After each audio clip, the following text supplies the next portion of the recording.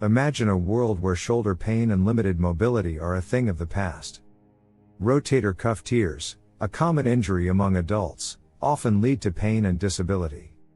Despite surgical advancements, failure rates remain high, leaving many in discomfort. Dr. Cato Laurencin and his team at UConn School of Medicine have discovered a groundbreaking technique. Their innovative method uses a graphene/polymer matrix to prevent re-tear injuries. This matrix stimulates muscle growth and addresses muscle degeneration and fat accumulation. Traditional repairs focus on reattaching the tendon, but the real issue is muscle degeneration. The new technique has shown promising results in rats, encouraging muscle regrowth and reducing fat. The researchers are now studying the matrix in larger animals, aiming for human trials.